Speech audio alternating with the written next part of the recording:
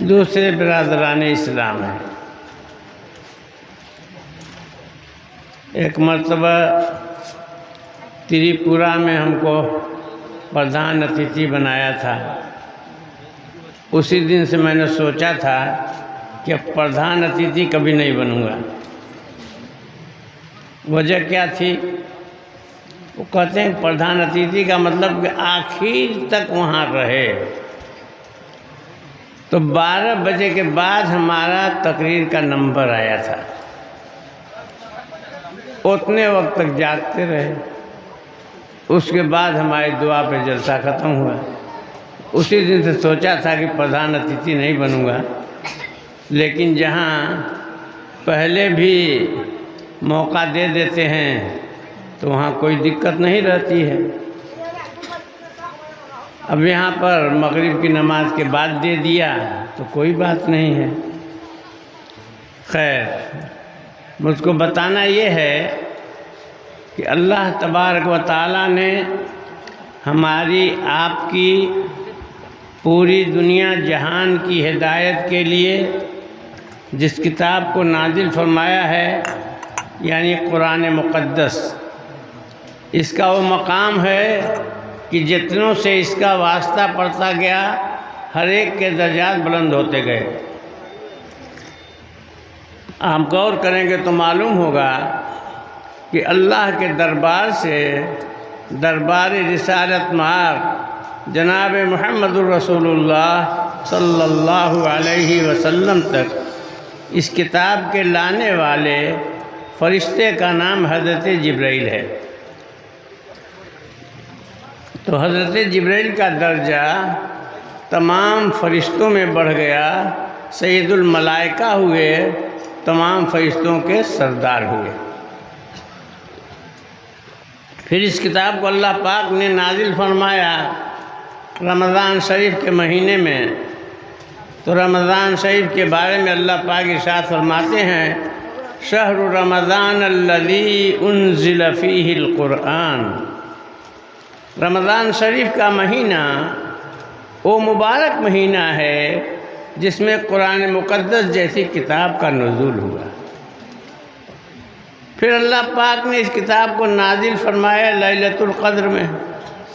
तो लैलतुल क़द्र के मुतालिक कुरान शाहिद है कि लैलतुल क़द्र खैरुम मिन अल्फ़ शहर, कि लैलतुल क़द्र 1000 महीनों से अफजल है। 1000 महीने तक हम और आप इबादत करके जितना सवाब नहीं कमाएंगे, उससे कहीं ज़्यादा एक रात लैलतुल क़द्र में कमा सकते हैं। इसी तरीके से अल्लाह पाक ने इस किताब को नाजिल फरमाया किस हस्ती के पास, वो हमारे आपके आका मोता ताजदार मदीना सरकार दो आलम जनाब मुहम्मदुर रसूलुल्लाह सल्लल्लाहु अलैहि वसल्लम की दात गिरामी है। तो सरकार का दर्जा तमाम नबियों और पैगंबरों में बढ़ गया। सैयदुल अंबिया व रसूल आपके मुबारक अलक़ाब हुए। इसी तरीके से इस किताब को अल्लाह पाक ने नाजिल फरमाया किसकी हिदायत के लिए? इस उम्मत की हिदायत के लिए नाजिल फरमाया। तो इस उम्मत के मकाम को तमाम उम्मतों से आला व अरफा बनाया। कुरान इरशाद फरमाता है, कुंतुम खैर उम्मतिन उखरिजत लिन्नास तअमुरून बिल मारूफ व तनहौना अनिल मुनकर। तुम बेहतरीन उम्मत हो, इस वास्ते दुनिया में बर्पा किए गए हो, इस वास्ते दुनिया में भेजे गए हो कि लोगों को भलाइयों का हुक्म देते रहो और उन्हें उनकी बुराइयों से रोकते रहो। तो कुरान करीम का ये करिश्मा है कि जितनों से इसका वास्ता पड़ता गया, हर एक के दर्जात बुलंद होते गए। अल्लाह पाक ने नबी करीम सल्लल्लाहु अलैहि वसल्लम के पास इस किताब को नाजिल फरमाया और अल्लाह के रसूल ने उस किताब में पढ़ पढ़ करके तमाम बातों को बता दिया। मैंने सूरह अल-हाक़्क़ा की चंद आयतें पढ़ी हैं जो आखिरत के मुतालिक है। असल में हम लोग दुनिया के लिए नहीं पैदा किए गए। फ़इन्न दुनिया खुलिक़त लकुम व इन्नकुम खुलिक़तुम लिल आखिरह। इसलिए कि दुनिया तो तुम्हारे लिए पैदा की गई है, लेकिन तुम दुनिया के लिए नहीं, आखिरत के लिए पैदा किए गए। तो आखिरत की कामयाबी के लिए हमको आपको दुनिया में भेजा गया है। अल्लाह पाक ने ऐसी इम्तिहानगाह बनाई है कि पहले ही से पेपर आउट कर दिए हैं। पता नहीं आपके यहाँ याद है कि नहीं याद है, कांग्रेस के ज़माने में कुछ पेपर आउट हो गए थे, जहाँ के भाजपाई लोग बहुत लेदे मचाए थे। उसके बाद भाजपा की सरकार बनी, पहले ही साल कितने पेपर आउट हो गए। अब क्या करें, किस पर एतराज़ करें। लेकिन अल्लाह पाक की इम्तिहान का ऐसी है कि पहले ही से पेपर आउट कर दिए हैं कि हमारे यहाँ मर करके आओगे तो हम 3 सवाल करेंगे। मर रब्बुक व मा दीनुक व मन हाज़र रजुल अल्लज़ी बुइसा इलैकुम। तुम्हारा रब कौन है, तुम्हारा दीन क्या है, और ये कौन शख्स है जो तुम्हारी तरफ नबी बना के भेजा गया। कब्र में ये 3 सवाल होगा, और मरने के बाद जब क़यामत आएगी तो क़यामत में 4 सवाल होगा। अल्लाह के रसूल ने फरमाया, मा तज़ालु क़दमा अब्दी यौमल क़ियामह हत्ता युसअला अन अर्बअ अन उम्रिही फ़ीमा अफ़ना व अन शबाबिही फ़ीमा अबला व अन मालिही मिन ऐन इक्तसबहु व फ़ीमा अनफ़क़हु व अन इल्मिही माज़ा अमिल फ़ीह औ कमा क़ाल अलैहिस्सलातु वत्तस्लीम। मर करके जब क़यामत कायम होगी तो वहाँ 4 सवाल किया जाएगा।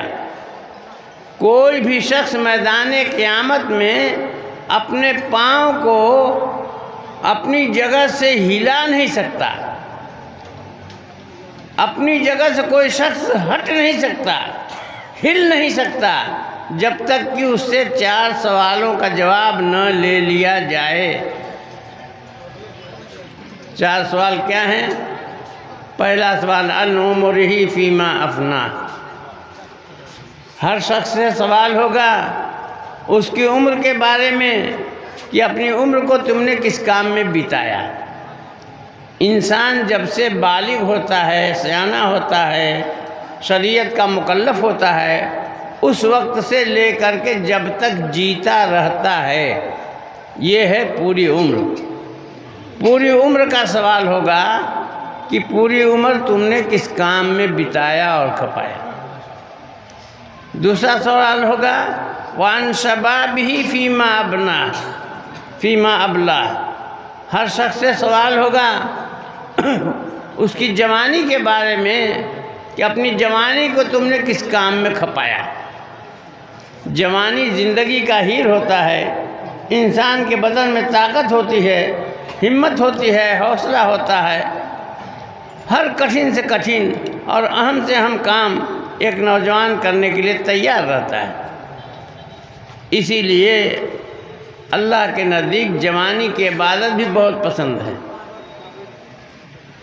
बूढ़ा आदमी जाए पेशाब करने के लिए तो पाखाना निकलने लगे, वो क्या इबादत करेगा? जवान है, आधा जवारे में ताकत है, हिम्मत है, हौसला है, तो जो चाहे कर ले। इसीलिए फ़ारसी शायर ने कहा है, दर जवानी तौबा कर दन शेवे पैगंबरी, वक्त पीरी गुर्ग ज़ालिम शवद परहेज़गार।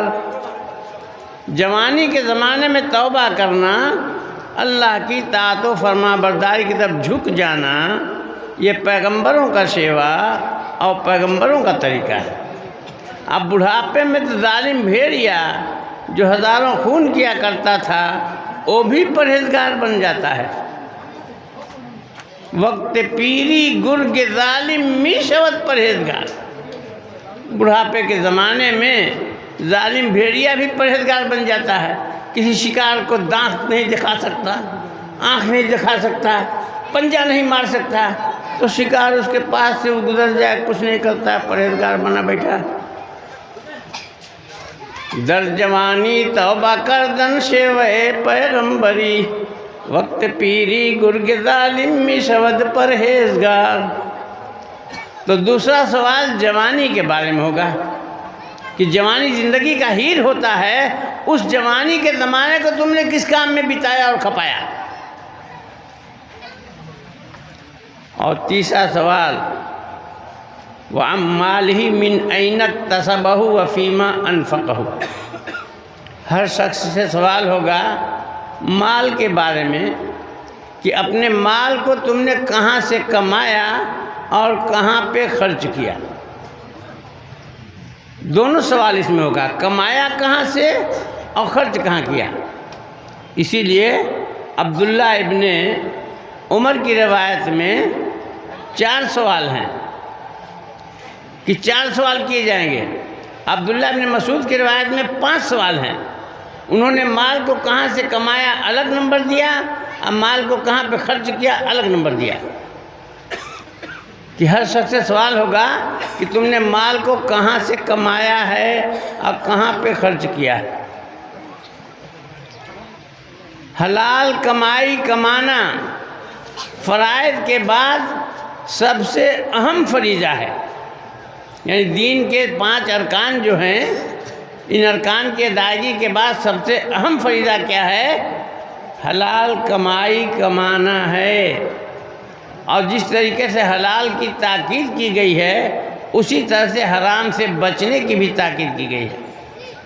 यहाँ तक कि एक रिवायत में आता है ला यदखुलुल जन्नत जसदुन गुज़िया बिल हराम। ऐसा बदन जन्नत में नहीं जाएगा जो हराम माल से परवरिश पा करके बड़ा हो। जिसने हराम माल खाया है वो जन्नत में नहीं जाएगा। आजकल कुछ मामला ऐसा है कि लोग हराम को हराम जानते ही नहीं। अब आपके यहाँ पता नहीं, हमारे यूपी में चलता है कि हमने अपनी ज़मीन 4-5 कियार दे दिया, 2 लाख रुपये में गिरो रख दिया। अब हमको 2 लाख रुपया नहीं हो रहा है और हम उसको दे नहीं पा रहे हैं, और वो हमारी ज़मीन में जोतता है, बोता है, धान लगाता है, गेहूँ लगाता है, पैदा करता है कुल। उसने 2 लाख दिया है और 10 लाख उस खेत में से कमा लिया है। और जब वो कहता है मेरा खेत छोड़ दो तो कहा 2 लाख रुपया लाओ। सब का सब सूद होता है, सूद हराम होता है। ज़मीन अगर गिरो रखी जाए, रेहन पर रखी जाए, गिरवी रखी जाए, तो उसका मसला ये है कि उससे आप फ़ायदा नहीं उठा सकते। फ़ायदा उठाते हैं, काश्त करते हैं, खेती करते हैं, तो खेत जब करेंगे तो आप उसका हिसाब लगाइए कि इसमें हमने कितना खर्चा किया है और कितनी आमदनी आई है। 5,000 खर्चा किया और 50,000 का धान मिला, तो 5,000 छोड़ करके 45,000 लिख लीजिए कि हमको वसूल हो गया। इस तरीके आपका 2 लाख वसूल हो जाए, आप खेत छोड़ देंगे तब तो जायज़ है। और अगर उसको आप लेते रहें, करते रहें कि भाई हमारा 2.5 लाख लाओ, 2 लाख लाओ, तब हम देंगे, ये सब सूद होता है। तो कितने लोग इस बुखारी शरीफ में रिवायत आई जब, तो मैं बयान किया तो बहुत सारे तलबा ने, यहाँ के रहने वाले मेमन सिंघी धुबरी के रहने वाले, इधर के बहुत सारे तलबा का, हम लोग तो इसको जानते नहीं कि ये भी हराम होता है। हम तो ये जानते हैं कि ये जायज़ है। बहुत से लोग इसको जानते नहीं हराम। मैंने कहा कि उसका तरीका ये होता है कि आप किराए पर दीजिए कि 1 साल तुम खेती बाड़ी करो तो कितना पैदा होता है हम नहीं जानते हैं, हमको 2 लाख दे दो और तुम 1 साल उससे कमाओ खाओ। अब 1 साल में वो 5 लाख कमा ले, ये जायज़ हो जाएगा। लेकिन इस तरीके से कि गिरवी रखा है 2 लाख पे और उससे 10 लाख कमा भी लिया है और अभी कहता है कि हमारा 2 लाख दो तो हम देंगे, ये सब हराम होता है। और सूद का कारोबार, हमारे यहाँ एक मुफ्ती हैं, मुफ्ती शब्बीर साहब, कह रहे थे कि बांसकंडी इतना बड़ा मदरसा है, किसी से 2000 रुपया मांगिएगा तो नहीं देगा, लेकिन सूद पर 2 लाख मांगिए भी मिल जाएगा। मुफ्ती शब्बीर साहब वहाँ के सदर मुफ्ती हैं बांसकंडी के, कहते हैं कि किसी से 2000 रुपया मांगिए, कर्जदार कोई नहीं देगा, लेकिन कहो कि मुझको सूद पर चाहिए 2 लाख रुपया, फ़ौरन मिल जाएगा। तो बहुत सारे लोग जानते ही नहीं कि ये कारोबार जो सूदी है ये हराम है। तो इन चीज़ों से बचना चाहिए, हराम कमाई से। और आपको खर्च करना जो है, कमाना तो जो है ही है, खर्च करना है वो भी अच्छे ढंग से। बुखारी शरीफ में जहाँ बाबु सदकती सिर, बाबू सदकत अल गनी वगैरह आया है, उसी में एक रवायत है, मैंने सफ़ा तो नहीं याद रखा है, लेकिन उसमें रवायत है कि एक आदमी ने सोचा कि चुपके से सदका करने से जब अर्श इलाही का साया मिलेगा तो मैं चुपके से सदका करूं। एक रात सदका ले करके निकला और ले जा करके रात को देखा एक चोर को दे दिया। दूसरे दिन शहर में चर्चा हुई, चोर को कोई सदका दे गया, चोर को कोई सदका दे गया, चोर को कोई। देने वाला तो जानता है ना कि मैंने दिया है, सोचता कि आज का सदका तो बर्बाद हुआ, चल कल दूंगा। दूसरे दिन रात के अंधेरे में निकला है और ले जा कर के सदका दिया तो बदकार औरत को दे दिया, जिसको हमारे हिंदी में, ठेठ हिंदी में रंडी बोलते हैं। रंडी को सदका दे दिया। अब शहर में चर्चा हुई, रंडी को कोई सदका दे गया, रंडी को कोई सदका दे गया, रंडी को। वो बेचारा तो जानता है जिसने दिया है। तीसरे दिन सोचता है कि अच्छा आज सदका दूंगा, चुपके से सदका, 2 दिन का तो बर्बाद हुआ, आज दूंगा। तीसरे दिन जब सदका उसने दिया तो ले जा करके एक मालदार को, हमारे जैसे को, जिसको सदका खाना याद नहीं, उनको दे दिया। और शहर में चर्चा हुई, मालदार को कोई सदका दे गया, मालदार को कोई सदका दे। अब वो बेचारा परेशान कि मैंने 3 दिन सदका किया अर्श इलाही का साया लेने के लिए और तीनों दिन बर्बाद हुआ। तो इसी तसव्वुर में था, उधेड़ बुन में नींद आ गई, सो गया।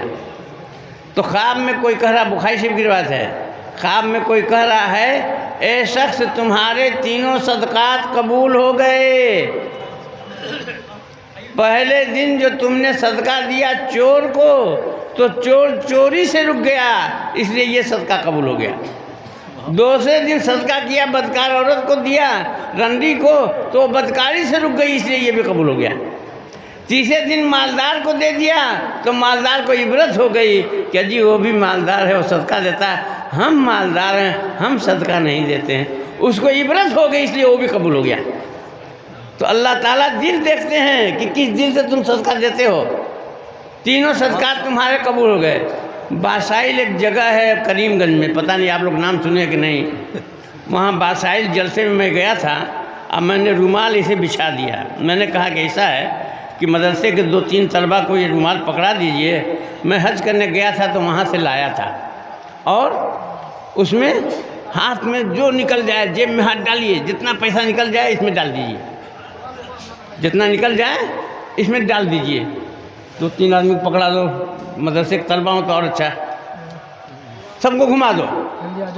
तो जो चुपके से सदका करेगा तो अल्लाह ताला के अर्श का साया पाएगा।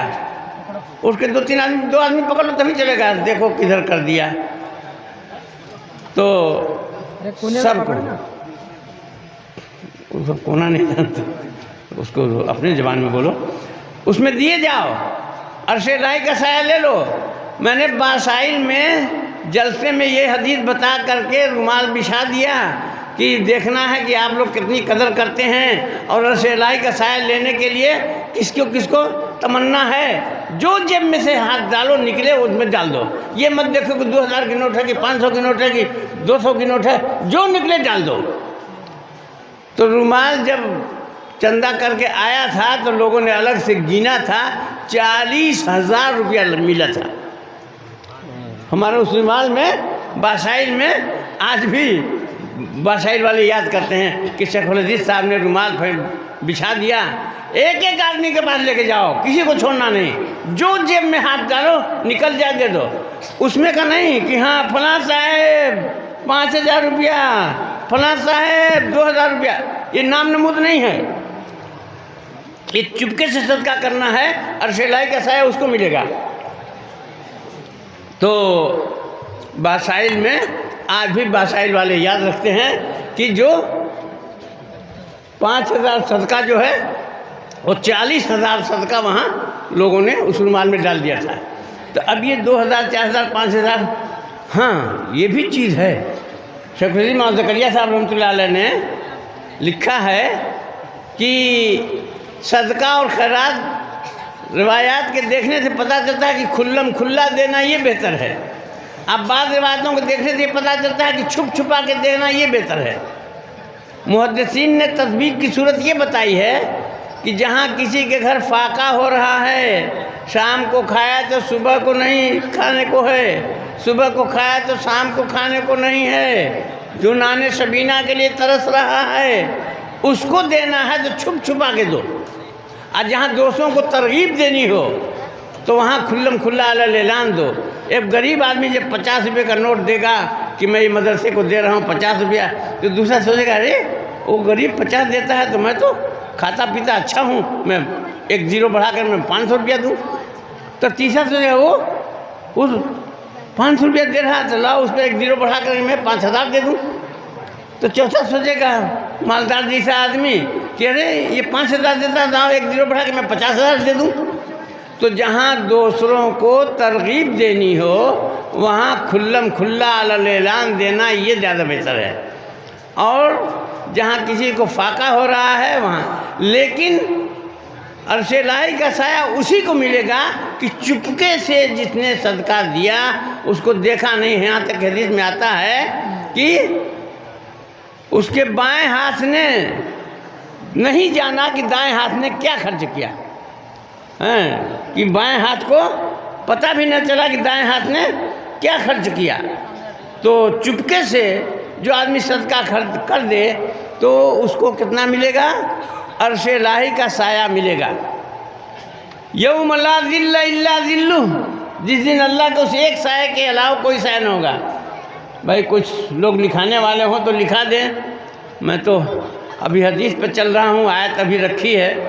खैर, तो मैं ये बता रहा था कि वो आदमी दे रहा है दिल से, तो पहले दिन चोर को सदका चला गया, दूसरे दिन ताइफा को सदका चला गया तवाइफ को, और तीसरे दिन मालदार को चला गया। और हदीस में आया है कि तुम्हारे तीनों सदकात कबूल हो गए, इसलिए कि अल्लाह पाक तो दिल देखते हैं किस दिल से उसने दिया है। तुम्हारे तीनों सदकात कबूल हो गए। ए बेटा सब घुमा दो, देखो स्टेज पर भी घुमा दो, जिसके हाथ में लेके दोनों आदमी पकड़ो, दोनों पकड़ो, सब घुमा दो, देखो अल्लाह की तरफ से क्या बरकत आती है। मैंने बताया ना कि वहाँ पर हमने जब रुमाल बिछा दिया बासाइल में तो 40,000 रुपया रुमाल में आया था। खैर, तो अब वो तीनों दिन उसने सदका जो दिया है तो अपने इखलास और लिल्लाहियत के साथ दिया है। अपने को देखने में ये है कि गलत जगह पे गया, लेकिन अल्लाह पाक को कबूल करना है तो कह रहे हैं कि जब चोर को तुमने सदका दिया तो चोर चोरी से रुक गया, इसलिए वो भी कबूल।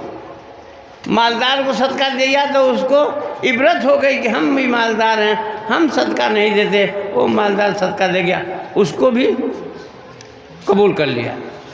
अब बदकार औरत को दे दिया तो वो बदकारी से रुक गई कि इसी पैसे के लिए तो हम बदकारी करते कराते हैं, और जब खुद ही मिल जाता है तो बदकारी क्यों करें। तो उसकी वजह से सदका जो है वो भी कबूल हो गया। तो मैं ये बता था माल कहाँ से कमाया है और कहाँ पे खर्च किया है। जेब में हाथ डालिए तो ये मत देखिए कि 2,000 की नोट निकलती है कि 200 की निकलती है, जो निकले अल्लाह के नाम पर दे दो। तो ये है भरकर मुझे बताना ये है कि माल कहाँ से कमाया और कहाँ पे खर्च किया। हलाल कमाया, हलाल जगह पे खर्च किया, या हराम कमाया, हराम जगह पे खर्च किया, या हलाल कमा करके हराम जगह पे खर्च किया, या हराम कमा करके हलाल जगह पे खर्च किया, या हराम हलाल दोनों कमाई, हराम हलाल दोनों खर्चा। तो सवाल ये होगा कि तुमने कहाँ से कमाया है और किस काम में खर्च किया है, माल के बारे में दोनों सवाल होगा।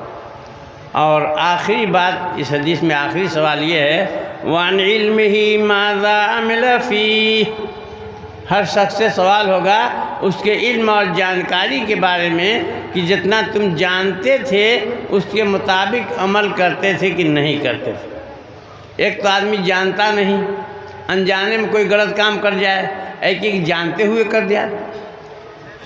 अरबी शायर कहता है, फ़इन कुन्त ला तदरी फ़तिल्क मुसीबतुन व इन कुन्त तदरी फ़ल मुसीबतु आज़मु। अगर तुम जानते नहीं थे, अनजाने में कर दिए तो भी गुनाह, और जान करके तुमने किया तो डबल गुनाह है, फल मुसीबतु आज़मु। तो इल्म के बारे में सवाल होगा, जितना तुम जानते थे उतना अमल करते थे कि नहीं। एक किताब पढ़ रहा था तो उसमें वाक़या मिला कि हज्जाज इब्न यूसुफ कितना बड़ा जालिम था। उमर इब्न अब्दुल-अज़ीज़ ने कहा है, कुदूरी के हाशिया में लिखा है कि तमाम उम्मत के लोग अपने जालिमों को ले करके आवें, इस उम्मत के लोग सिर्फ एक जालिम हज्जाज इब्न यूसुफ के लेके आवेंगे तो सबका जुल्म जो है फीका और हल्का पड़ जाएगा, हज्जाज इब्न यूसुफ का जुल्म भारी हो जाएगा। तो हज्जाज इब्न यूसुफ जो है, हज्जाज इब्न यूसुफ, एक आदमी के दो लड़के उसके खिलाफ थे। तो किसी ने कहा कि ये आदमी झूठ नहीं बोलता है, आप उससे पूछिएगा तो बता देगा कि लड़के उसके कहाँ हैं। तो जाके पूछा कि लड़के कहाँ हैं, तो कहा दोनों घर में हैं। हज्जाज इब्न यूसुफ कहता है कि तुम्हारे सच बोलने की वजह से उन दोनों लड़कों को मैंने माफ़ कर दिया, कत्ल नहीं किया, वरना सीधे कत्ल होता है। तो अल्लाह ताला हमको आपको सबको सुनने से ज़्यादा अमल करने की तौफीक अता फ़रमाए। व आखिर दावाना अनिल हम्दुलिल्लाहि रब्बिल आलमीन। मैं दुआ कर दूँ, ख़त्म हो। अल्लाहुम्मा सल्लि अला सय्यिदिना व हबीबिना व शफ़ीना व मौलाना मुहम्मदिन व अला आलि सय्यिदिना व मौलाना मुहम्मदिन व बारिक वसल्लिम। रब्बना आतिना फ़िद दुनिया हसना व फ़िल आखिरति हसनतन व क़िना अज़ाबन्नार। अल्लाहुम्मा ला तदअ लना ज़ंबन इल्ला गफ़रतहु वला हम्मन इल्ला फ़र्रजतहु वला दैनन इल्ला क़ज़ैतहु वला मरीज़न इल्ला शफ़ैतहु वला हाजतन हिय लक रिदन इल्ला क़ज़ैतहा व यस्सरतहा या अरहमर राहिमीन। रब्बना ला तजअलना फितनतल लिल क़ौमिज़ ज़ालिमीन व नज्जिना बिरहमतिक मिनल क़ौमिल काफ़िरीन। अल्लाहुम्मा इन्ना नजअलुका फ़ी नुहूरिहिम व नऊज़ु बिका मिन शुरूरिहिम। रब्बना ला तुज़िग़ क़ुलूबना बअद इज़ हदैतना व हब लना मिन लदुनका रहमा इन्नका अंतल वह्हाब। अल्लाहुम्मा या हन्नान या मन्नान या दय्यान बिरहमतिक नस्तगीस अस्लिह लना शानना कुल्लह वला तकिलना इला अनफुसिना तरफ़त ऐन। रब्बना ला तुआखिज़ना इन नसीना व अख़्ताना रब्बना वला तहमिल अलैना इसरन कमा हमलतहु अलल लज़ीना मिन क़ब्लिना रब्बना वला तुहम्मिलना मा ला ताक़त लना बिही वाफ़ु अन्ना वग़फ़िर लना वरहमना अंत मौलाना फ़ंसुरना अलल क़ौमिल काफ़िरीन। आमीन या रब्बल आलमीन। व सल्लल्लाहु तआला अला खैरि ख़ल्क़िही मुहम्मदिन व आलिहि व अस्हाबिहि व ज़ुर्रिय्यतिही व अहलि बैतिही अजमईन बिरहमतिका या अरहमर राहिमीन।